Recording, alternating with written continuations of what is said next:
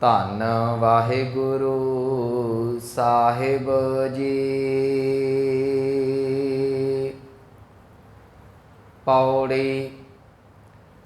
ਆਪੇ ਹੀ ਕਰਨਾ ਕੀਓ, ਕਲ ਆਪੇ ਹੀ ਤੈ ਧਾਰੀਐ। ਦੇਖੈ ਕੀਤਾ ਆਪਣਾ, ਧਰ ਕੱਚੀ ਪੱਕੀ ਸਾਰੀਐ। ਜੋ ਆਇਆ ਸੋ ਚੱਲ ਸੀ, ਸਭ ਕੋਈ ਆਈ ਵਾਰੀਐ। ਜਿਸ ਕੇ ਜੀ ਪ੍ਰਾਣ ਹੈ, ਕਿਉ ਸਾਹਿਬ ਮਨਹੁ ਵਿਸਾਰੀਐ। ਆਪਣਾ ਹੱਥੀਂ ਆਪਣਾ, ਆਪੇ ਹੀ ਕਾਜ ਸਵਾਰੀਐ। ਵਾਹਿਗੁਰੂ ਜੀ ਕਾ ਖਾਲਸਾ, ਵਾਹਿਗੁਰੂ ਜੀ ਕੀ ਫਤਿਹ। ਪਰਮ ਸਨਮਾਨਯੋਗ ਸਤਿਗੁਰੂ ਗੁਰੂ ਗ੍ਰੰਥ ਸਾਹਿਬ ਮਹਾਰਾਜ ਜੀ ਦੀ ਪਾਵਨ ਹਜ਼ੂਰੀ ਦੇ ਅੰਦਰ ਸੁਭਾਏਮਾਨ ਸਤਸੰਗੀ ਜਨੋ ਵਡਭਾਗੇ ਹੋ, ਜੋ ਸਤਿਗੁਰਾਂ ਦੀ ਰਹਿਮਤ ਬਖਸ਼ਿਸ਼ ਹਾਸਲ ਕਰ ਰਹੇ ਜੇ। ਚੱਲ ਰਹੀ ਲੜੀਵਾਰ ਆਸਾ ਕੀ ਵਾਰ ਦੀ ਪਾਵਨ ਵਿਚਾਰ 20ਵੀਂ ਪੌੜੀ ਦੀ ਵਿਚਾਰ ਜਿਹੜੀ ਉਹ ਚੱਲ ਰਹੀ ਹੈ। ਇਸ ਪੌੜੀ ਦੇ ਨਾਲ 2 ਸ਼ਲੋਕ ਦਰਜ ਨੇ। ਪਹਿਲੇ ਸ਼ਲੋਕ ਦੀ ਵਿਚਾਰ ਹੋ ਚੁੱਕੀ ਹੈ, ਦੂਸਰਾ ਸ਼ਲੋਕ ਜਿਹੜਾ ਉਹ ਵਿਚਾਰ ਦੇ ਅਧੀਨ ਹੈ। ਕੱਲ ਦੂਸਰਾ ਸ਼ਲੋਕ ਆਪਾਂ ਇੱਥੋਂ ਤੱਕ ਵਾਚਿਆ ਸੀ ਕਿ ਰੰਗ ਹੱਸੈ ਰੰਗ ਰੋਵਹਿ, ਚੁੱਪ ਭੀ ਕਰ ਜਾਹੇ। ਤੇ ਮੈਂ ਇੱਕ ਬੇਨਤੀ ਕੀਤੀ ਸੀ ਕਿ ਗੁਰਮੁਖੋ, ਜਿਨ੍ਹਾਂ ਦੇ ਅੰਦਰ ਰੱਬ ਦੇ ਦੀਦਾਰ ਕਰਨ ਦੀ ਤਾਂਘ ਪੈਦਾ ਹੁੰਦੀ ਹੈ, ਜਿਨ੍ਹਾਂ ਦੇ ਅੰਦਰ ਸਿਮਰਨ ਦੀ ਰੇਸ਼ਮ ਰੂਪੀ ਜਿਹੜੀ ਹੈ ਉਹ ਕੋਮਲਤਾਈ, ਨਿਰਮਲਤਾਈ, ਪਵਿੱਤਰਤਾਈ ਹੁੰਦੀ ਹੈ, ਉਹਨਾਂ ਗੁਰਮੁਖਾਂ ਦੇ ਉੱਤੇ ਫਿਰ ਇਹ ਅਵਸਥਾ ਆਉਂਦੀ ਹੈ। ਉਹ ਪਰਮਾਤਮਾ ਦੇ ਰੰਗ ਦਾ ਅਰਥ ਆਪਾਂ ਕੱਲ੍ਹ ਵੀ ਕੀਤਾ ਸੀ, ਪ੍ਰੇਮ। ਉਹ ਪਰਮੇਸ਼ਰ ਦੇ ਪ੍ਰੇਮ ਦੇ ਵਿੱਚ ਕਦੀ ਤੇ ਹੱਸਦੇ ਨੇ, ਕਦੀ ਵੈਰਾਗ ਦੇ ਵਿੱਚ ਆ ਕੇ ਅੱਖਾਂ ਦੇ ਵਿੱਚ ਨੀਰ ਆਉਂਦਾ ਹੈ, ਅਤੇ ਕਈ ਵਾਰ ਇੰਨਾ ਕੁ ਜ਼ਿਆਦਾ ਅੰਦਰ ਟਿਕ ਜਾਂਦਾ ਹੈ ਕਿ ਉਹਨਾਂ ਦੀ ਰਸਨਾ ਜਿਹੜੀ ਉਹ ਖਾਮੋਸ਼ ਹੋ ਜਾਂਦੀ ਹੈ। ਅਤੇ ਇੱਥੇ ਮੈਂ ਇੱਕ ਬੇਨਤੀ ਕਰਕੇ ਅੱਗੇ ਵਿਚਾਰ ਸਾਂਝੀ ਕਰਾਂ। ਇਹ ਯਾਦ ਰੱਖਿਓ, ਚੁੱਪ ਨੂੰ ਗੁਰੂ ਨਾਨਕ ਸਾਹਿਬ ਮਹਾਰਾਜ ਜੀ ਨੇ ਜਿਹੜਾ ਉਹ ਪ੍ਰਵਾਨ ਵੀ ਨਹੀਂ ਕੀਤਾ। ਚੁੱਪ 2 ਤਰ੍ਹਾਂ ਦੀ ਹੈ। ਇੱਕ ਇਸ ਚੁੱਪ ਦਾ ਜ਼ਿਕਰ ਸਤਿਗੁਰੂ ਕਰ ਰਹੇ ਨੇ ਕਿ ਚੁੱਪ ਭੀ ਕਰ ਜਾਹੇ। ਉਹਨਾਂ ਦਾ ਅੰਦਰ ਦਾ ਮਨੁਆ ਜਿਹੜਾ ਹੈ ਉਹ ਵਿਕਾਰਾਂ ਵੱਲੋਂ ਚੁੱਪ ਹੋ ਜਾਂਦਾ ਹੈ। ਜ਼ਿੰਦਗੀ ਖਾਮੋਸ਼ ਹੋ ਜਾਂਦੀ ਹੈ। ਜਿਹੜੀਆਂ ਬਾਹਰ ਦੀਆਂ ਉਮੰਗਾਂ ਨੇ ਮਨ ਇੱਧਰ ਉੱਧਰ ਉਡਾਰੀਆਂ ਮਾਰਦਾ, ਉਹ ਟਿਕ ਜਾਂਦਾ ਹੈ। ਜੇ ਬਾਹਰੀ ਚੁੱਪ ਦੀ ਗੱਲ ਕਰੋਗੇ ਤਾਂ ਗੁਰੂ ਨਾਨਕ ਸਾਹਿਬ ਮਹਾਰਾਜ ਜੀ ਜਪਜੀ ਸਾਹਿਬ ਦੇ ਵਿੱਚ ਕਹਿੰਦੇ ਨੇ ਕਿ ਚੁੱਪੈ ਚੁੱਪ ਨਾ ਹੋਵਈ ਜੇ ਲਾਏ ਰਹਾ ਲਿਵਤਾਰ। ਕਹਿੰਦੇ ਬਾਹਰੀ ਚੁੱਪ ਰੱਖਣ ਦੇ ਨਾਲ ਅੰਦਰ ਦਾ ਮਨੁਆ ਚੁੱਪ ਨਹੀਂ। ਪਰ ਜਿਸ ਵੇਲੇ ਅੰਦਰ ਸਿਮਰਨ ਦੇ ਵਿੱਚ ਮਨੁੱਖ ਜੁੜ ਜਾਂਦਾ ਹੈ, ਯਾਦ ਰੱਖਿਓ ਸਿਮਰਨ ਦੀ ਇੰਨੀ ਕੁ ਬਰਕਤ ਹੈ ਕਿ ਮਨੁੱਖ ਅੰਦਰੋਂ ਚੁੱਪ ਹੋ ਜਾਂਦਾ ਹੈ। ਉਹਦਾ ਜਿਹੜਾ ਮਨੁਆ ਹੈ, ਇਹਦੇ ਆਪਾਂ 2 ਅਰਥ ਕਰ ਲਈਏ, ਜ਼ਿਆਦਾ ਵਧੀਆ ਰਹੇਗਾ। ਇੱਕ ਤਾਂ ਜਿਹੜਾ ਅੰਦਰ ਦਾ ਮਨ ਵਿਕਾਰਾਂ ਦੇ ਵਿੱਚ ਭੜਕਦਾ ਜੇ, ਜਿਹੜਾ ਮਨ ਤ੍ਰਿਸ਼ਨਾ ਦੇ ਵਿੱਚ ਹੈ, ਜਿਹੜਾ ਮਨ ਮੋਹ ਮਮਤਾ ਦੇ ਵਿੱਚ, ਮੇਰ ਤੇਰ ਦੇ ਵਿੱਚ ਹਮੇਸ਼ਾ ਹੀ ਰੌਲਾ ਪਾਉਂਦਾ ਰਹਿੰਦਾ ਹੈ, ਪਹਿਲੀ ਗੱਲ ਸਿਮਰਨ ਦੇ ਵਿੱਚ ਟਿਕਣ ਵਾਲੇ ਦਾ ਉਹ ਮਨ ਚੁੱਪ ਹੋ ਜਾਂਦਾ ਜੀ। ਮੈਂ 1-2 ਉਦਾਹਰਨਾਂ ਦੇਣੀਆਂ ਚਾਹੁੰਦਾ। ਦੇਖੋ, ਪਹਿਲੀ ਗੱਲ, ਸਿੱਪੀ ਇੱਕ ਜਿਹੜੀ ਹੈ ਉਹ ਪਾਣੀ 'ਚ ਰਹਿੰਦੀ ਹੈ। ਉਸ ਸਿੱਪੀ ਨੂੰ ਭਾਵੇਂ ਛੱਲਾਂ ਵੱਜਣ, ਇਹ ਭਾਵੇਂ ਜਿਹੜਾ ਹੜ੍ਹ ਦਾ ਪਾਣੀ ਰੋੜ ਦੇ ਜੋ ਮਰਜ਼ੀ ਕਰਦੀ ਰਹੇ, ਉਹ ਯਾਦ ਰੱਖਿਓ ਸਿੱਪੀ ਦਾ ਮੂੰਹ ਬੰਦ ਨਹੀਂ ਹੁੰਦਾ। ਪਰ ਜਦੋਂ ਹੀ ਉਸ ਸਿੱਪੀ ਦੇ ਮੂੰਹ ਦੇ ਵਿੱਚ ਸਵੰਤੀ ਬੂੰਦ ਪੈਂਦੀ ਹੈ, ਯਾਦ ਰੱਖਿਓ ਜਦੋਂ ਸਵੰਤੀ ਬੂੰਦ ਮੂੰਹ ਦੇ ਵਿੱਚ ਪਈ, ਉਹ ਸਿੱਪੀ ਬੰਦ ਹੋ ਗਈ। ਅਤੇ ਜਦੋਂ ਮੂੰਹ ਬੰਦ ਕਰਕੇ ਉਹ ਸਮੁੰਦਰ ਸਾਗਰ ਦੇ ਡੂੰਘਾਈ 'ਚ ਜਾਂਦੀ ਹੈ, ਅਤੇ ਵਿਦਵਾਨ ਕਹਿੰਦੇ ਨੇ ਸਿੱਪੀ ਦੇ ਮੂੰਹ 'ਚ ਸਵੰਤੀ ਬੂੰਦ ਪਈ, ਜਿੰਨੀ ਡੂੰਘਾਈ 'ਚ ਜਾਵੇਗੀ ਓਨਾ ਹੀ ਕੀਮਤੀ ਮੋਤੀ ਨੂੰ ਜਨਮ ਦਿੰਦੀ ਹੈ। ਯਾਦ ਰੱਖਿਓ, ਜਿਹਦਾ ਮਨ ਚੁੱਪ ਹੋ ਜਾਂਦਾ ਹੈ, ਵਿਕਾਰਾਂ ਵੱਲੋਂ ਹਟ ਕੇ ਜਦੋਂ ਕੋਈ ਸਿਮਰਨ ਦੇ ਵਿੱਚ ਟਿਕਦਾ ਹੈ, ਉਹਦਾ ਓਨਾ ਹੀ ਰੂਹਾਨੀਅਤ ਜਿਹੜਾ ਜੀਵਨ ਹੈ ਉਹ ਸਿਖਰਾਂ ਦੇ ਵੱਲ ਨੂੰ ਪਹੁੰਚਦਾ ਹੈ।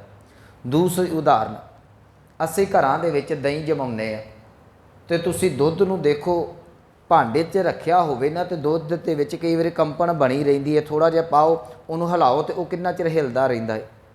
ਪਰ ਦੁੱਧ ਦੇ ਵਿੱਚੋਂ ਜੇ ਮੱਖਣ ਕੱਢਣਾ ਹੈ, ਯਾਦ ਰੱਖਿਓ ਉਹਨੂੰ ਵੀ ਜਾਗ ਲਾਉਣੀ ਪੈਂਦੀ ਹੈ। ਦੁੱਧ ਨੂੰ ਜਾਗ ਲਾ ਦਿੱਤੀ ਜਾਵੇ, ਦੁੱਧ ਟਿਕਾ 'ਚ ਆ ਜਾਵੇ, ਅਗਲੇ ਦਿਨ ਸੁਆਣੀ ਉਹਨੂੰ ਰਿੜਕਣ ਤੋਂ ਬਾਅਦ ਉਹਦੇ 'ਚੋਂ ਮੱਖਣ ਕੱਢ ਦਿੰਦੀ ਹੈ। ਮੱਖਣ ਤਾਂ ਨਿਕਲਦਾ ਜੇ ਦੇ ਦੁੱਧ ਨੂੰ ਲੱਗੀ ਹੋਈ ਜਾਗ ਜਿਹੜੀ ਹੈ 8-10 ਘੰਟੇ ਟਿਕਿਆ ਰਵੇ। ਯਾਦ ਰੱਖਿਓ ਜਿਹੜਾ ਮਨ ਸਿਮਰਨ ਦੇ ਵਿੱਚ ਚੁੱਪ ਹੋ ਗਿਆ, ਉਹ ਫਿਰ ਪਰਮਾਤਮਾ ਦੇ ਨਾਮ ਰੂਪੀ ਤੱਤ ਨੂੰ ਪ੍ਰਾਪਤ ਕਰ ਲੈਂਦਾ ਹੈ। ਇੱਕ ਇਹਦਾ ਮੈਂ ਕੱਲ ਚਲੋ ਆਪਾਂ ਇੱਕੋ ਅਰਥ ਕੀਤਾ ਸੀ, ਅੱਜ ਮੇਰੇ ਹੁਣੇ ਮਨ 'ਚ ਆਇਆ ਕਿ ਇੱਕ ਚੁੱਪ ਤਾਂ ਸਾਡੇ ਮਨ ਦੀ ਵੀ ਹੈ। ਮਨੁੱਖ ਦੀ ਜ਼ੁਬਾਨ ਚੁੱਪ ਹੋ ਜਾਂਦੀ ਜੀ, ਰਸਨਾ ਬੰਦ ਹੋ ਜਾਂਦੀ ਹੈ, ਪਰ ਮਨੁਆ ਕਦੀ ਨਹੀਂ ਚੁੱਪ ਕਰਦਾ। ਤੁਸੀਂ ਇਕੱਲੇ ਤੁਰੇ ਜਾ ਰਹੇ ਜੇ, ਘਰ ਦੇ ਵਿੱਚ ਬੈਠੇ ਜੇ, ਕਿਤੇ ਆਉਂਦੇ ਜਾਂਦੇ ਪਏ ਜੇ, ਰਸਨਾ ਸਾਡੀ ਬਿਲਕੁਲ ਖਾਮੋਸ਼ ਹੈ, ਮੂੰਹ ਬੰਦ ਹੈ, ਤੇ ਯਾਦ ਰੱਖਿਓ ਅੰਦਰ ਦਾ ਮਨੁਆ ਗੱਲਾਂ ਕਰੀ ਜਾਂਦਾ ਹੈ। ਮੈਂ ਪਿਛਲੇ ਦਿਨਾਂ 'ਚ ਕਿਹਾ ਸੀ, ਜੇ ਚਿੱਤ ਦੇ ਵਿੱਚ ਮਿੱਤਰ ਹੈ ਤੇ ਮਨ ਦੇ ਵਿੱਚ ਉਹਦੇ ਨਾਲ ਗੱਲਾਂ ਕਰਕੇ ਖੁਸ਼ ਹੋਵੇਗਾ, ਜੇ ਮਨ ਦੇ ਵਿੱਚ ਦੁਸ਼ਮਣ ਹੈ ਉਹਦੇ ਨਾਲ ਗੱਲਾਂ ਕਰਕੇ ਕ੍ਰੋਧਿਤ ਹੋਵੇਗਾ। ਮਨ ਚੁੱਪ ਨਹੀਂ ਕਰਦਾ, ਪਰ ਜਿਸ ਵੇਲੇ ਸਿਮਰਨ ਅੰਦਰ ਟਿਕਦਾ ਹੈ, ਸਭ ਤੋਂ ਪਹਿਲਾਂ ਇਸ ਮਨ ਦੇ ਫੁਰਨੇ ਮਰ ਜਾਂਦੇ ਨੇ, ਤੇ ਮਰੇ ਹੋਏ ਫੁਰਨਿਆਂ ਵਾਲਾ ਇਹ ਮਨ ਗੁਰੂ ਦੇ ਨਾਮ ਬਰਕਤ ਦੇ ਵਿੱਚ ਜਾ ਕੇ ਟਿਕ ਜਾਂਦਾ ਹੈ।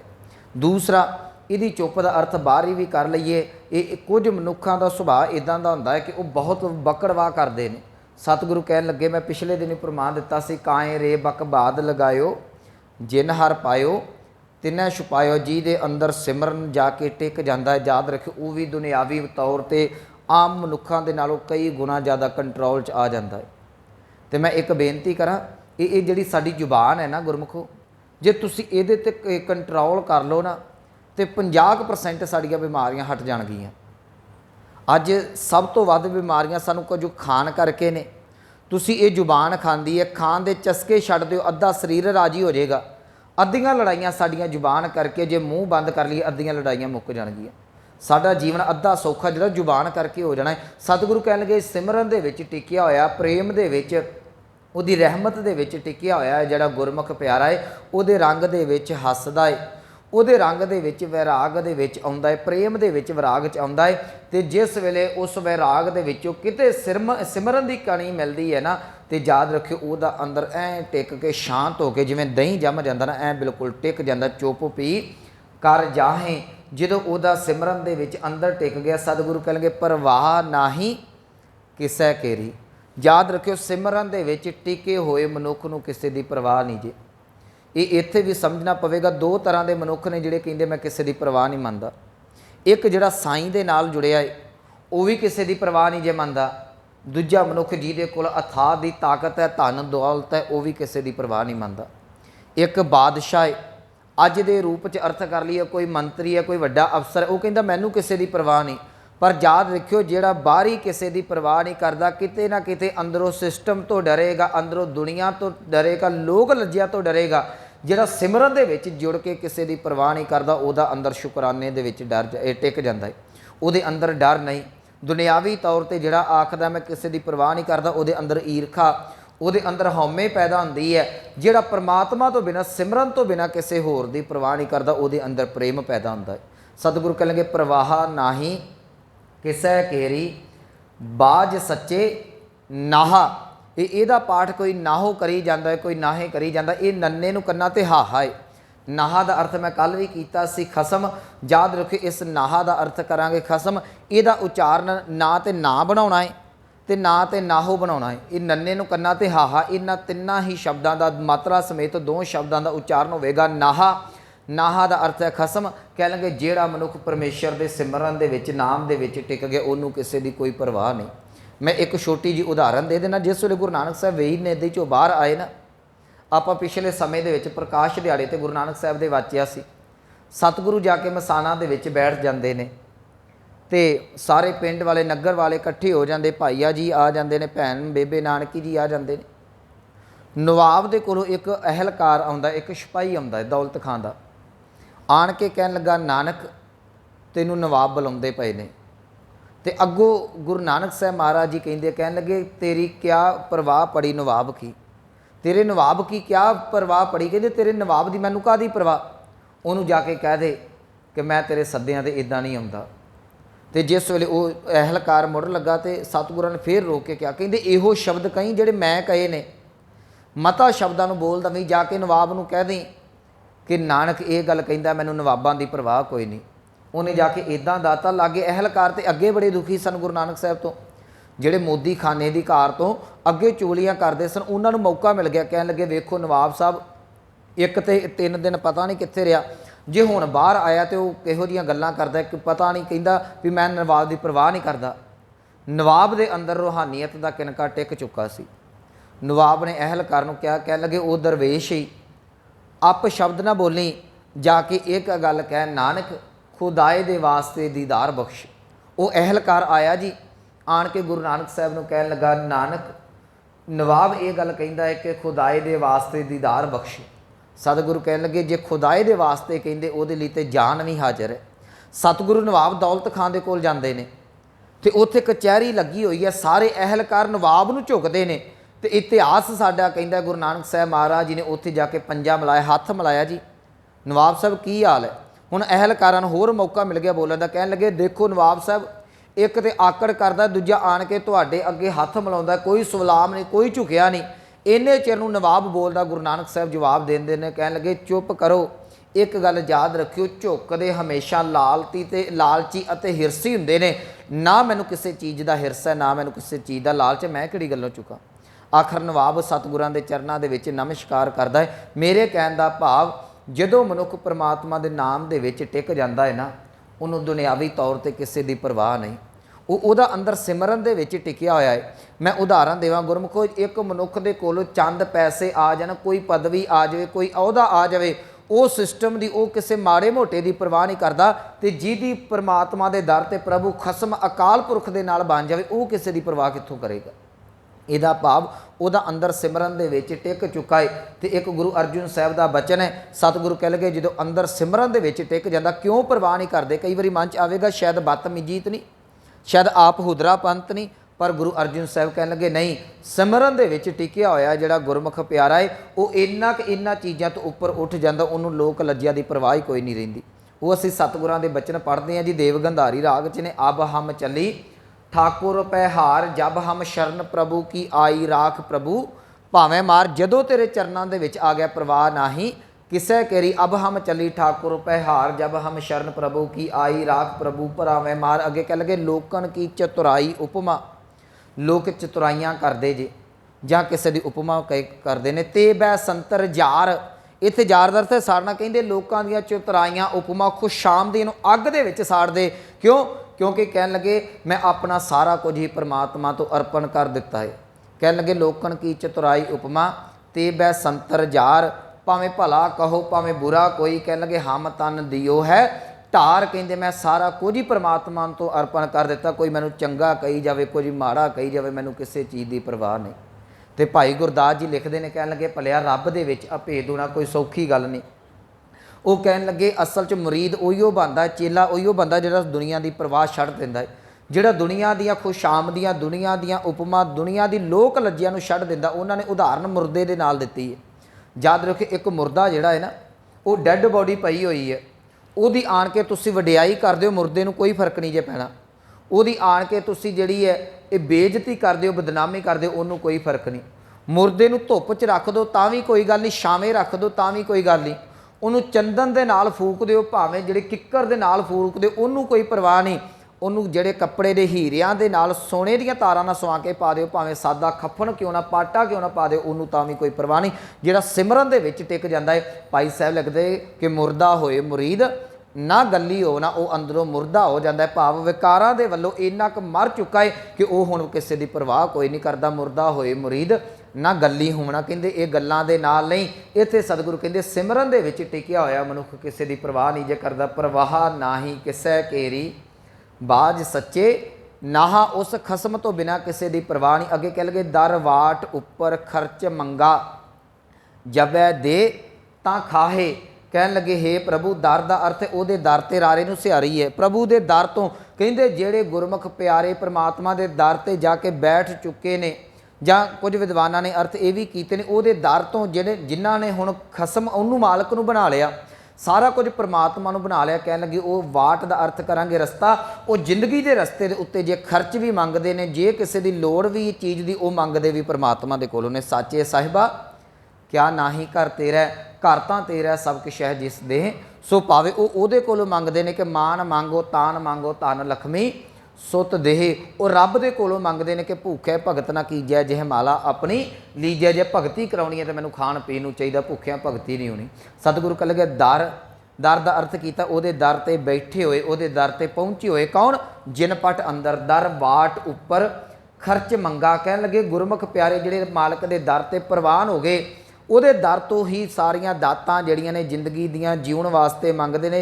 ਸਿਮਰ ਇਹਦੇ ਇਹੋ ਵੀ ਅਰਥ ਕਰ ਲਈਏ, ਜਦੋਂ ਇੱਥੋਂ ਰੂਹਾਨੀਅਤ ਦੇ ਮਾਰਗ ਨੂੰ ਵੱਲ ਨੂੰ ਚੱਲਣਾ ਹੈ ਤੇ ਉਹ ਸਿਮਰਨ ਦੀ ਦਾਤ ਵੀ ਪਰਮਾਤਮਾ ਦੇ ਕੋਲੋਂ ਮੰਗਦੇ ਨੇ। ਜਬੈ ਦੇ ਤਾਂ ਖਾਹੇ, ਜਦੋਂ ਪਰਮਾਤਮਾ ਉਹਨਾਂ ਨੂੰ ਕੋਈ ਵੀ ਦਾਤ ਦਿੰਦਾ ਉਹ ਉਦੋਂ ਹੀ ਖਾਂਦੇ ਨੇ। ਤੇ ਇੱਕ ਗੱਲ ਯਾਦ ਰੱਖਿਓ, ਜਿਹੜੇ ਰੱਬ ਦੇ ਪਿਆਰੇ ਨੇ ਉਹ ਕਿਸੇ ਦੇ ਮੁਹਤਾਜ ਨਹੀਂ ਹੁੰਦੇ। ਮਨੁੱਖ ਕੀ ਕਰਦਾ, ਇਹਦੇ ਕੋਲ ਚੰਦ ਟੁਕੜੇ ਘਟ ਜਾਣ ਨਾ, ये किते ना किसी वाल मंगन चलिया जाता है। पर यह फकीर की निशानी, जे फकीर रब तो सिवाए कदी किसी अगे हथ नहीं जे अड़ता। भगत साहबाना का जीवन पढ़ो। भगत कबीर साहब के घर का इहो जिहा हालात सी जी, खाण वास्ते 2 वक्त की रोटी भी नहीं सी हुंदी, सौण वास्ते पूरे मंजे भी नहीं सी मिलते हुंदे। पर भगत कबीर साहब ने कदी किसी अगे हथ नहीं अड्डिया।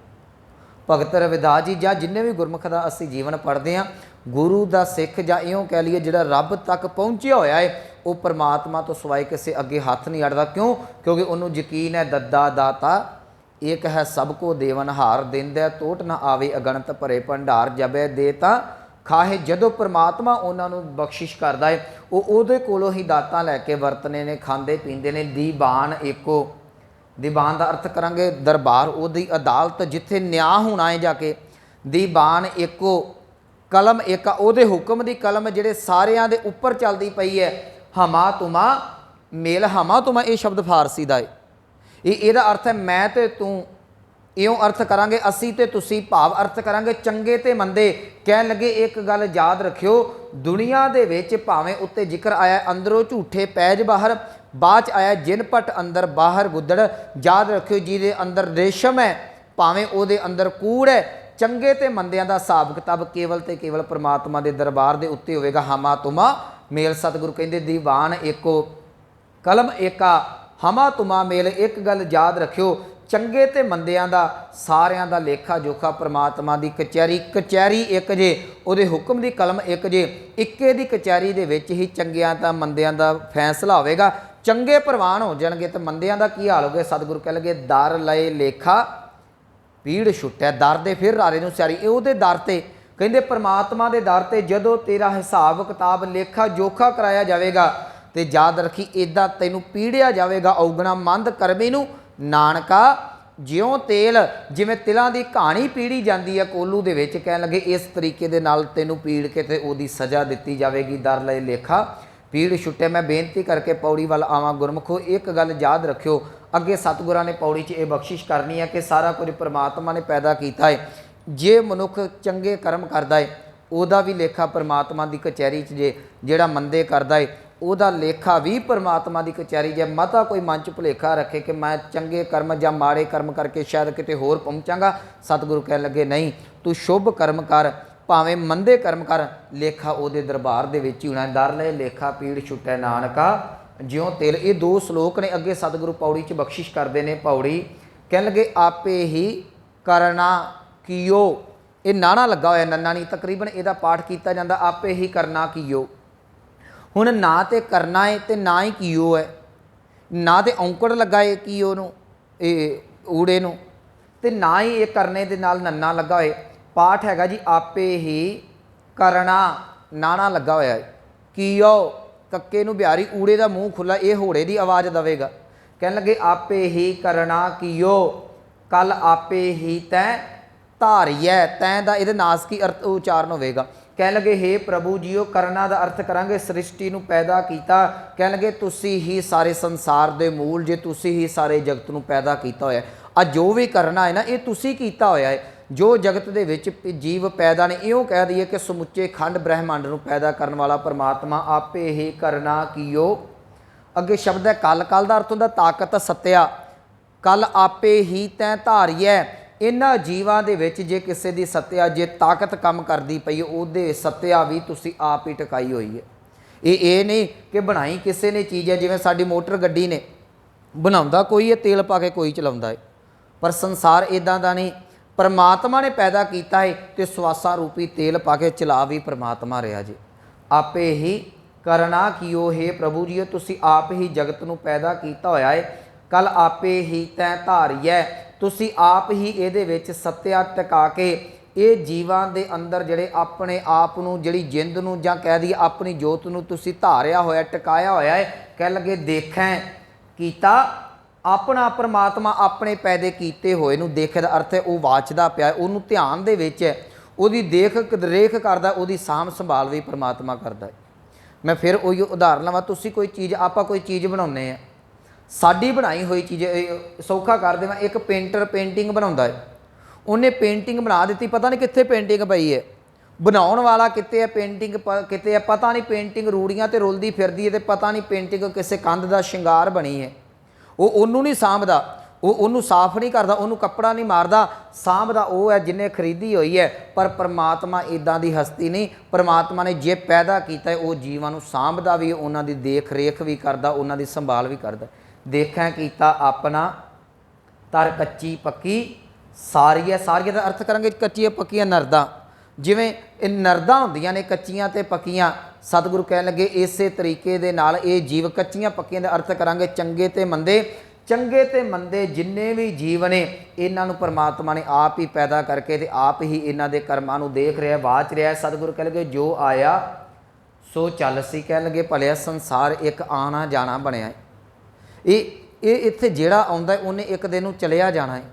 जो आया सो चल सी, जेड़ा जीव पैदा होवेगा उन्हें इत्थों जाना जरूर है। जावेगा कदों, सब कोई आई वारी है, कहते अपनी वारी दे नाल सारियां ने तुरिया जाना है। तो इत्थे वारी का अर्थ ये ना कर लियो कि पहला दादा जावेगा फिर प्यो जावेगा फिर बच्चा जावेगा। इत्थे वारी का अर्थ है कि संबत साहा लिखिया मिलकर पावो तेल, देहो सज्जन असीसड़ियाँ ज्यों होवै साहिब स्यो मेल। घर घर इहो पहुँचा सदड़े नित पवन सदन हारा सिमरिया नानक से देह अवन। याद रखियो परमात्मा के घर दे विचों ये साए चिट्ठी तुर पैंदी है। ये तो परमात्मा की फसल है, उन्हें पता नहीं किसी को कच्ची वढ़ लेना है, किसी को पक्की वढ़ लेना है। पर कई बारी ना असी शब्द जोड़े ने भावना विच बह के कुछ बोल देने कि नौजवान की मौत हो जाए ना, घर दे विच बजुर्ग बैठे रहन, अक्सर लोग ये गल कहिंदे सुने ने कि इहदी वारी नहीं सी जिहड़ा चला गया, इहदा टाइम नहीं सी।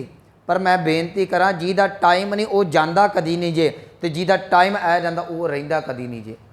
एक स्टेशन ते कई गड्डियां लगियां ने, आपां रेलवे स्टेशन ते जाओ कई गड्डियां ने, जरूरी नहीं जिहड़ी अगे थोड़ी जी खलोती उही तुरेगी, जिहदा टाइम वो गड्डी जरूर तुरेगी। इत्थे मनुख संसार की बाजी दे विच आउंदा है, ये वो मनुख बाजी मारदा है जां हारदा है, जिहदा समा आ जांदा वो मनुखा बाजी नूं जित के जां हार के इत्थों चलिया जांदा, जिहदा समा नहीं आउंदा वो इत्थे बैठा रहिंदा। मैं एक छोटी जी उदाहरण दे के अपनी विचार वाल आवां। परमात्मा की एक खेड है जी, इत्थों हरेक ने जाना है। साडे इस संसार का एक रूल है, कोई भी असीं काम करदे उहदा टाइम पीरियड बज्झा होया है। इत्थे असीं बच्चों को स्कूल च पाउने उहदा टाइम बद्धा होया कि इन्ने साल तो थल्ले तुसीं बच्चा नहीं पा सकते। जे कोई जॉब करदा नौकरी करदा उहदा समा बज्झा होया 58 साल 60 साल तक तू नौकरी करेंगा, बाद च रिटायर कर दिता जाएगा। जे किसी का विआह किया जाता, देश ने कानून बनाया कि इन्नी उम्र तक थल्ले का विआह नहीं हो सकता, हरेक चीज़ कानून है। पर कदी किसी माई दे लाल ने यह लेके नहीं दिता कि इस उम्र तो थल्ले तू मर नहीं सकता। ये परमात्मा की खेड है, वो चाहे एक श्वास भी ना लैन दवे, वो चाहे तो कई बारी 100-100 साल तक जोड़े बजुर्ग ने वो गोडे रिड़क रिड़क के बेचारे मरते पे ने। ये परमात्मा की खेड है। पर एक गल जरूर है कि जो उपजो सो बिनस है परो आज कह काल, जिहड़ा भी जीव पैदा होंदा उन्हें जाना जरूर है। जो आया सो चल सी, सब कोई आई वारी है। अगे सतगुरु कह लगे जिसके जी प्राण है, कह लगे जिस परमात्मा की जिंद ते आ प्राण दिते हुए ने, जिसके जी प्राण है क्यों साहिब मनो विसारी है। कहते उस परमात्मा को भुलाउणा नहीं चाहिए जिस परमात्मा ने तेनों जिंद दिती है, जिस परमात्मा ने श्वास दिते ने ना, ਉਹਦਾ ਸ਼ੁਕਰ ਕਰਿਆ ਕਰ। ਪਰ ਇੱਕ ਬੇਨਤੀ ਕਰਾਂ, ਜਿਹੜੀ ਚੀਜ਼ ਸਾਨੂੰ ਫ੍ਰੀ 'ਚ ਮਿਲ ਜੇ ਉਹਦੀ ਕਦੀ ਕਦਰ ਨਹੀਂ ਜੇ ਹੁੰਦੀ। ਸਾਨੂੰ ਪਾਣੀ ਫ੍ਰੀ 'ਚ ਮਿਲਿਆ, ਅਸੀਂ ਪਾਣੀ ਦਾ ਸੱਤਿਆਨਾਸ਼ ਕਰਕੇ ਰੱਖਦਾ, ਹੁਣ ਬੋਤਲਾਂ ਦਾ ਖਰੀਦੇ ਫਿਰਦੇ। ਸਾਨੂੰ ਹਵਾ ਕੁਦਰਤ ਨੇ ਦਿੱਤੀ, ਅਸੀਂ ਉਹਦਾ ਸੱਤਿਆਨਾਸ਼ ਕਰਕੇ ਰੱਖਦਾ। ਆਉਣ ਵਾਲੇ ਸਮੇਂ 'ਚ ਸਾਰਿਆਂ ਨੂੰ ਸਿਲੰਡਰਾਂ ਵਾਲਾ ਸਿਸਟਮ ਹੁੰਦਾ ਹੀ ਜਾਣਾ, ਜੋ ਹਾਲ ਕਰਦੇ ਪਏ ਆ। ਯਾਦ ਰੱਖਿਓ, ਪ੍ਰਮਾਤਮਾ ਨੇ ਸਵਾਸ ਦਿੱਤੇ, ਸਾਨੂੰ ਕਦਰ ਨਹੀਂ। ਜਿਸ ਵੇਲੇ ਮਨੁੱਖ ਹਸਪਤਾਲ ਦੇ ਵਿੱਚ ਜਾਂਦਾ ਹੈ ਨਾ, ਅਮੀਰ ਤੋਂ ਅਮੀਰ ਲੋਕ ਤਰਲੇ ਮਾਰਦੇ ਨੇ ਡਾਕਟਰਾਂ ਦੇ, ਅਸੀਂ ਪੈਸੇ ਦੇ ਨਾਲ ਤੁਹਾਨੂੰ ਤੋਲ ਦਿੰਦੇ ਹਾਂ, ਪਰ ਸਾਡੇ ਘਰ ਦਾ ਜੀ ਬਚਾ ਦਿਓ। ਉੱਥੇ ਡਾਕਟਰ ਵੀ ਇੱਕੋ ਗੱਲ ਕਹਿੰਦਾ ਹੈ ਕਿ ਜਿੰਨੇ ਸਵਾਸ ਰੱਬ ਨੇ ਲਿਖੇ ਨੇ ਉਹਦੇ ਪੂਰੇ ਹੋਣਗੇ ਤੇ ਚਲਿਆ ਜਾਵੇਗਾ, ਜੇ ਬਚੇ ਹੋਣਗੇ ਤੇ ਬਚ ਜਾਵੇਗਾ, ਸਾਡੇ ਹੱਥ ਕੁਛ ਨਹੀਂ। ਡਾਕਟਰ ਇਲਾਜ ਕਰਕੇ ਵੀ ਇਹ ਗੱਲ ਕਹਿੰਦਾ ਕਿ ਰੱਬ ਅੱਗੇ ਅਰਦਾਸ ਕਰਿਓ, ਮੇਰੇ ਹੱਥ ਕੁਛ ਨਹੀਂ। ਯਾਦ ਰੱਖਿਓ, ਸਾਡੇ ਪੈਸੇ ਨਹੀਂ ਜੇ ਕੰਮ ਆਉਣੇ, ਸਾਡੀਆਂ ਜਿਹੜੀਆਂ ਨੇ ਉਹ ਪ੍ਰੋਪਰਟੀਆਂ ਕੰਮ ਨਹੀਂ ਆਉਣੀਆਂ। ਜਾਣ ਲੱਗਿਆ ਕੁਝ ਨਹੀਂ ਨਾਲ ਕੰਮ ਆਵੇਗਾ, ਜੇ ਆਉਣਾ ਤੇ ਕੇਵਲ ਸਿਮਰਨ 'ਚ ਸਾਡਾ ਆਵੇਗਾ। ਕੀਤਾ ਹੋਇਆ ਸਤਿਗੁਰੂ ਕਹਿਣ ਲੱਗੇ ਫਿਰ ਉਹਨੂੰ ਕਰਦਾ ਕਿਉਂ ਨਹੀਂ। ਉਹ ਮੌਕਾ ਨਾ ਗਵਾ ਜਿਸਕੇ ਜੀ ਪ੍ਰਾਣ ਹੈ, ਜਿਸ ਪ੍ਰਮਾਤਮਾ ਨੇ ਜਿੰਦ ਦਿੱਤੀ ਹੈ, ਸਵਾਸ ਦਿੱਤੇ ਨੇ, ਜਿੰਨਾ ਚਿਰ ਚੱਲਦਾ ਉਹਨਾਂ ਚਿਰ ਜੱਪੀ ਜਾਇਆ ਕਰ। ਜਿਸਕੇ ਜੀ ਪ੍ਰਾਣ ਹੈ ਕਿਉਂ ਸਾਹਿਬ ਮਨੋ ਵਿਸਾਰੀਏ, ਉਸ ਪ੍ਰਮਾਤਮਾ ਨੂੰ ਕਿਉਂ ਭੁੱਲਦਾ ਹੈ। ਅਖੀਰ ਤੇ ਕਹਿ ਲਗੇ ਜਿੰਨਾ ਚਿਰ ਸਵਾਸ ਨੇ ਆਪਣ ਹੱਥੀਂ ਆਪਣਾ, ਕਹਿੰਦੇ ਆਪਣੇ ਹੱਥੀਂ ਹੀ ਆਪਣਾ ਜਿਹੜਾ ਹੈ ਆਪੇ ਹੀ ਕਾਜ ਸਵਾਰੀਏ। ਆਪਣਾ ਮਨੁੱਖਾ ਜਨਮ ਦਾ ਕਾਰਜ ਸਵਾਰ ਕੇ ਇੱਥੋਂ ਤੁਰ ਪਏ। ਇੱਥੇ ਜਿਹੜਾ ਤੇਰਾ ਕਾਰਜ ਮਗਰ ਬਾਅਦ ਦੇ ਵਿੱਚ ਕੀਤਾ ਜਾਣਾ ਹੈ ਨਾ, ਮੈਂ ਇੱਕ ਬੇਨਤੀ ਕਰਕੇ ਸਮਾਪਤੀ ਕਰ ਦੇਣੀ ਹੈ।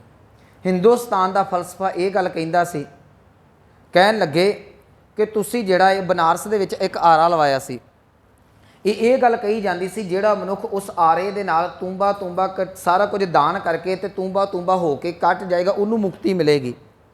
ਪਰ ਬਾਣੀ ਨੇ ਇਸ ਮੁਕਤੀ ਨੂੰ ਪ੍ਰਵਾਨ ਨਹੀਂ ਕੀਤਾ। ਗੁਰੂ ਅਰਜਨ ਸਾਹਿਬ ਮਹਾਰਾਜ ਜੀ ਦੇ ਵੀ ਬਚਨ ਨੇ ਕਿ ਨਿਮਖ ਕਰ ਸਰੀਰ ਕਟਾਵੇ ਤਉ ਪੀ ਹਉਮੈ ਮੈਲ ਨਾ ਜਾਵੇ। ਇੱਥੇ ਇਹ ਗੱਲ ਕਹੀ ਜਾਂਦੀ ਸੀ ਕਿ ਤੂੰ ਜਿਹੜਾ ਏ ਉਹ ਪਰਮਾਤਮਾ ਦਾ ਨਾਮ ਜਪ, ਸਾਰਾ ਕੁਝ ਦਾਨ ਪੁੰਨ ਕਰਦੇ ਤੇ ਕੀਤੇ ਹੋਏ ਦਾਨ ਪੁੰਨ ਦੇ ਨਾਲ ਤੈਨੂੰ ਮਰਨ ਤੋਂ ਬਾਅਦ ਮੁਕਤੀ ਮਿਲੇਗੀ। ਪਰ ਅੰਮ੍ਰਿਤ ਬਾਣੀ ਨੇ ਇਸ ਗੱਲ ਨੂੰ ਬਿਲਕੁਲ ਨਕਾਰ ਕੇ ਇਹ ਗੱਲ ਸਪਸ਼ਟ ਕਰ ਦਿੱਤੀ ਕਿ ਹੇ ਪ੍ਰਭੂ, ਜੇ ਮਰਨ ਤੋਂ ਬਾਅਦ ਮੁਕਤੀ ਦੇਣੀ ਹੈ, ਮਰਨ ਤੋਂ ਬਾਅਦ ਕਿੰਨੇ ਵੇਖੀ ਹੈ। ਤੁਹਾਨੂੰ ਕੋਈ ਇਹ ਗੱਲ ਕਹਿ ਦੇਵੇ ਕਿ ਭਲਿਆ ਜਦੋਂ ਤੂੰ ਮਰ ਜਾਏਗਾ ਉਹ ਉਦੋਂ ਆਹ ਸਿਸਟਮ ਤੇਰੇ ਤੇ ਲਾਗੂ, ਮਰਨ ਤੋਂ ਬਾਅਦ ਕੀ ਲੋੜ ਹੈ। ਜਦੋਂ ਭੁੱਖ ਹੀ ਮਰ ਗਈ ਉਦੋਂ ਖਾਣਾ ਆਪਾਂ ਕੀ ਕਰਨਾ, ਜਦੋਂ ਜਿੰਦੀ ਨਾ ਰਹੀ ਫਿਰ ਮੁਕਤੀ ਦਾ ਆਪਾਂ ਚਾਰ ਪਾਉਣਾ। ਉੱਥੇ ਅੰਮ੍ਰਿਤ ਬਾਣੀ ਦਾ ਫੈਸਲਾ ਜੀ, ਮੂਏ ਹੋਏ ਜੋ ਮੁਕਤ ਦਿਓਗੇ। ਜੇ ਮਰਨ ਤੋਂ ਬਾਅਦ ਮੁਕਤੀ ਦੇਣੀ, ਮੈਂ ਕੀ ਮੁਕਤੀ ਕਰਨੀ ਹੈ। ਮੂਏ ਹੋਏ ਜੋ ਮੁਕਤ ਦਿਓਗੇ, ਮੁਕਤ ਨਾ ਜਾਣੈ ਕੋਇਲਾ, ਕੋਈ ਮੁਕਤੀ ਨੂੰ ਨਹੀਂ ਜਾਏਗਾ ਜਾਣੇਗਾ। ਇਸ ਕਰਕੇ ਜੇ ਤੂੰ ਮੁਕਤੀ ਦੇਣੀ ਹੈ ਤੇ ਜਿਉਂਦੇ ਜੀ ਦੇ ਹਿੰਦੂ ਧਰਮ ਜਾਂ ਇਉਂ ਕਹਿ ਲਈਏ ਹਿੰਦੁਸਤਾਨ ਦਾ ਫਲਸਫਾ ਇਹ ਗੱਲ ਕਹਿੰਦਾ ਹੈ ਮਰਨ ਤੋਂ ਬਾਅਦ ਪਾਠ ਪੂਜਾ ਕਰ, ਸਰਾਧ ਕਰਾ, ਜਿਹੜਾ ਆਪਾਂ ਪਿੱਛੇ ਵਾਚਿਆ ਸੀ, ਕਈ ਰਹੁ ਰੀਤਾਂ ਕਰ, ਦਾਨ ਪੁੰਨ ਕਰ, ਮੁਕਤੀ ਮਿਲੇਗੀ। ਬਾਣੀ ਕਹਿੰਦੀ ਹੈ ਜਿਉਂਦੇ ਜੀ ਆਪਣੇ ਹੱਥੀਂ ਸਾਰਾ ਕੁਝ ਕਰ ਜਾ, ਤੈਨੂੰ ਜਿਉਂਦੇ ਹੀ ਮੁਕਤੀ ਮਿਲ ਜੇਗੀ। ਆਹ ਕੰਮ ਜਾਂ ਨਗਦੋ ਨਗਦੀ ਕੰਮ ਹੈ ਜੀ। ਅੱਜ ਕੱਲ੍ਹ ਸਿਸਟਮ ਜਿਹੜਾ ਉਹ ਬਿਲਕੁਲ ਨਗਦ ਹੈ। ਅੱਜ ਕੱਲ੍ਹ ਤੇ ਸਾਰਾ ਕੁਝ ਕ੍ਰੈਡਿਟ ਕਾਰਡ ਆ ਗਏ, ਕੈਸ਼ਲੈਸ ਮਨੀ ਆ ਗਈ ਸਾਡੇ ਕੋਲ। ਤੁਸੀਂ ਗੂਗਲ ਕਰੋ, ਸਾਰਾ ਕੁਝ ਨਗਦੋ ਨਗਦੀ ਹੈ। ਪਰਮਾਤਮਾ ਦਾ ਕੰਮ ਵੀ ਨਗਦੋ ਨਗਦ, ਜੇ ਇਹ ਕਰੇ ਸੋ ਇਹ ਕਰ ਪਾਏ। ਇੱਥੇ ਵੀ ਇਹੋ ਹਿਸਾਬ ਹੈ। ਸਤਿਗੁਰੂ ਕਹਿੰਦੇ ਤੂੰ ਜਿਉਂਦਿਆਂ ਹੀ ਆਪਣੇ ਮੁੱਖਾ ਜਨਮ ਦੀ ਬਾਜੀ ਨੂੰ ਸਵਾਰ ਜਾ। ਇਹ ਜਿਹੜਾ ਮਰਨ ਤੋਂ ਬਾਅਦ ਅਖੰਡ ਪਾਠ ਹੁੰਦਾ ਨਾ, ਚਲੋ ਮੇਰਾ ਸਮਾਂ ਹੋ ਗਿਆ, ਮੈਂ ਸਮਾਪਤੀ ਕਰਾਂ। ਇਹ ਪਰਿਵਾਰ ਵਾਸਤੇ ਹੁੰਦਾ ਹੈ। ਜੇ ਤੁਸੀਂ ਰਹਿਤ ਮਰਿਆਦਾ ਨੂੰ ਪੜ੍ਹੋ ਨਾ, ਇਹ ਪਰਿਵਾਰ ਨੂੰ ਮਗਰ ਭਾਣਾ ਮੰਨਣ ਵਾਸਤੇ ਕਰਾਇਆ ਜਾਂਦਾ ਹੈ ਕਿ ਜਿਹੜਾ ਮਗਰ ਪਰਿਵਾਰ ਹੈ, ਘਰ ਦਾ ਜੀ ਗਿਆ ਹੈ, ਉਹ ਜਰਿਆ ਨਹੀਂ ਜਾਂਦਾ ਤੇ ਗੁਰੂ ਸਾਹਿਬ ਦਾ ਆਸਰਾ ਲਿਆ ਜਾਂਦਾ ਕਿ ਇਸ ਪਰਿਵਾਰ ਨੂੰ ਹੌਸਲਾ ਬਖਸ਼ੋ। ਪਰ ਉਹ ਵੀ ਅੱਜ ਪਰਿਵਾਰ ਦੇ ਵਿੱਚ ਸਾਡੀ ਜਿਹੜੀ ਹੈ ਅਖੰਡ ਪਾਠ ਅਖੀਰਲਾ ਜਿਹਨੂੰ ਅੰਤਮ ਅਰਦਾਸ ਕਹਿੰਦੇ, ਉਹ ਵੀ ਫਾਰਮੈਲਿਟੀ ਬਣ ਕੇ ਰਹਿ ਗਈ ਹੈ। ਜਿੱਦਣ ਅਖੰਡ ਪਾਠ ਸਾਹਿਬ ਆਰੰਭ ਹੁੰਦਾ ਹੈ ਉਦੋਂ ਤੋਂ ਫਿਰ ਤਿਆਰੀਆਂ ਸ਼ੁਰੂ ਹੋ ਜਾਂਦੀਆਂ ਨੇ ਕਿ ਬਾਪੂ ਦਾ ਇਕੱਠ ਕਰਨਾ ਹੈ। ਉਹ ਵਿਆਹ ਵਾਂਗੂ ਸਾਰੀਆਂ ਤਿਆਰੀਆਂ, ਕਦੀ ਭੈਣ ਆ ਗਈ, ਕਦੀ ਭਰਾ ਆ ਗਿਆ, ਕਦੀ ਧੀ ਆ ਗਈ, ਕਦੀ ਪੁੱਤ ਆ ਗਿਆ, ਸਾਰੇ ਪਾਸੇ ਇਸੇ ਪਾਸੇ ਨਿਕਲ ਜਾਂਦਾ। ਨਾ ਤੇ ਮਰਨ ਵਾਲੇ ਨੇ ਪਾਠ ਸੁਣਿਆ ਤੇ ਨਾ ਜਿਹੜਾ ਜਿਉਂਦੇ ਨੇ ਉਹਨਾਂ ਨੇ ਪਾਠ ਸੁਣਿਆ, ਤੇ ਲਾਗੇ ਫੋਟੋ ਰੱਖ ਦਿੰਦੇ ਆ। ਗੁਰਮਤ ਇਹਨਾਂ ਚੀਜ਼ਾਂ ਨੂੰ ਬਿਲਕੁਲ ਪਰਵਾਹ ਨਹੀਂ ਕਰਦੀ। ਫੋਟੋ ਨੇ ਥੋੜੀ ਪਾਠ ਸੁਣਨਾ ਹੈ। ਯਾਦ ਰੱਖਿਓ, ਫੋਟੋ ਤੇ ਕੋਈ ਅਸਰ ਨਹੀਂ। ਹਾਂ, ਮੈਂ ਸਰਾਧਾਂ ਤੇ ਜਦੋਂ ਜੇ ਮੁਹਾਕਾ ਵਾਲਾ ਕਨਸੈਪਟ ਚੱਲਿਆ ਸੀ ਉਦੋਂ ਬੇਨਤੀ ਕੀਤੀ ਸੀ, ਮਰਨ ਤੋਂ ਬਾਅਦ ਕੁਝ ਨਾਲ ਜਾਵੇਗਾ ਕੀਤਾ ਹੋਇਆ ਤੁਹਾਡਾ ਸਿਮਰਨ। ਜੇ ਤੁਸੀਂ ਇਹ ਗੱਲ ਕਹਿੰਦੇ ਜੇ ਨਾ ਵੀ ਸਾਡਾ ਬਜ਼ੁਰਗ ਚੜ੍ਹਾਈ ਕਰ ਗਏ, ਉਹਦੇ ਨਿਮਿੱਤ ਕੁਝ ਕਰ ਲਈਏ, ਤੇ ਗੁਰੂ ਅਰਜਨ ਸਾਹਿਬ ਕਹਿੰਦੇ ਬਹਿ ਕੇ ਸਿਮਰਨ ਕਰ ਲਓ। ਜਿਸ ਸਿਮਰਤ ਸਭ ਕਿਲਵੇ ਖਨਾਸੈ, ਪਿਤਰੀ ਹੋਏ ਉਧਾਰੋ, ਸੋ ਹਰ ਹਰ ਤੁਮ ਸਦ ਹੀ ਜਾਪੋ ਜਾ ਕਾ ਅੰਤ ਨਾ ਪਾਰੋ। ਜਿਉਂਦੇ ਜੀ ਮਨੁੱਖ ਆਪਣਾ ਸਫਲ ਕਰ ਜਾਵੇ। ਕੁਝ ਬਜ਼ੁਰਗ ਇੱਦਾਂ ਦੇ ਹੁੰਦੇ ਨੇ ਜਿਹੜੇ ਇਹ ਗੱਲ ਕਹਿੰਦੇ ਨੇ ਕਿ ਅਸੀਂ ਜਾਂਦਿਆਂ ਜਿਉਂਦਿਆਂ ਹੀ ਦਾਨ ਪੁੰਨ ਕਰ ਦਿੱਤਾ। ਪਰ ਮੈਂ ਬੇਨਤੀ ਕਰਾਂ, ਗੁਰਮਤ ਠੀਕ ਹੈ ਦਾਨ ਪੁੰਨ ਕਰਨਾ ਚਾਹੀਦਾ, ਪਰ ਦਾਨ ਪੁੰਨ ਦੇ ਨਾਲ ਪ੍ਰਭੂ ਦੀ ਗੋਦ ਨਸੀਬ ਨਹੀਂ ਜੇ ਹੁੰਦੀ। ਉਹ ਨਸੀਬ ਤੁਹਾਨੂੰ ਸਿਮਰਨ ਦੇ ਨਾਲ ਹੀ ਹੋਣੀ ਹੈ। तो मैं एक बेनती करा गुरमुखो कोशिश करो जिंदगी दे विच एक एक सहज पाठ जरूर कर जो, अपना पाठ आप ही कर जो। अज बड़ा सौखा सिस्टम है। मैं पिछले दिनों च कहा 1430 अंग ने, एक दिन के तुसी 4 अंग भी करो ना तो 365 दिन ने, तो तुसी हिसाब लाओ साल च दर्शन हो जाएंगे। चलो जे 4 अंग नहीं कर सकते, एक अंग ही कर लो। पाठी एक अंग में 2 मिनट लाउंदा पढ़न लग्या, तुहाडे कोल 5 मिनट 10 मिनट लग जाएंगे, 4 सालों गुरु ग्रंथ साहिब के दर्शन हो जाएंगे। ਜਿਹੜਾ ਇਹ ਗੱਲ ਕਹਿੰਦਾ मैं बाणी पढ़ी नहीं कभी पढ़ नहीं सकता, मैं बड़ी वारी बेनती की है गुरमुखो अजकल यूट्यूब के सोशल मीडिया से सहज पाठ पिया वो सुनी जाओ। घट्टो घट्ट तुसी किसी चंगे पाठी नूं घर बुला के सारा पाठ सुन जो। घट्टो घट्ट जिस वेले तुहाडा लेखा जोखा होवे इन्ना तो कहने वाले बनो कि रब्बा मैं एक पाठ अपना सुना है मगर वो घर दे कराउण जां ना कराउण। अजकल बंदा मरदा बाद विच वसीयत पहलां फुली जाती है, वो पुत्त कहंदा एक कहंदा मैनू की पापा देगा, दूजा कहंदा मैनू की दे गया, मगर तो खो मखाई की जाती है। अरदास वाली गल तुसीं भुल जाओ, ये फॉर्मैलिटी है। मैं समाप्ति करा, सतगुरु कहेंगे आपन हथी अपना आपे ही काज सवारी। वो किहड़ा कारज है जी? करो बेनंती सुनो मेरे मीता, आपन हथी अपना करो बेनंती सुनो मेरे मीता, संत टहल की बेला इहां खाट, चलो हर लाहा आगे बसन सुहेला, औद घटै दिन सरै नारे मन गुर मिल। गुरु नूं मिल के तू हुणे ही काम निबेड़ जा, मन गुर मिल काज सवारे, यह संसार विकार संसे मह तरियो, ब्रह्म ज्ञानी जिसे जगाए पी आवे, यह रस अकथ कथा तिन जानी, जाको आए सोई बिहाज। वो काम तू करके जाना, मगर टब्बर ते का तू छड्डदा है? जाको जे असी मरण तो पहला वसीयत कर जाने जी, जमीन जायदाद वंड जाने, कारोबार वंड जाने, पिंडां विच जिहड़ियां पुराणियां माईयां जदों मरदियां सन नौवां नूं भांडे तक वंड दिंदियां सन, मंजे वंड दिते जाने। वो जे सारा कुछ तुसीं वंड के चल गए तो अपना पाठ भी तो आप कर जो ना। जाको आए सोई बिहाजो, भांडे तो वंडे जाने जे बाद दे विच सिमरन नहीं जे किसी ने तुहाडे लई बह के करना।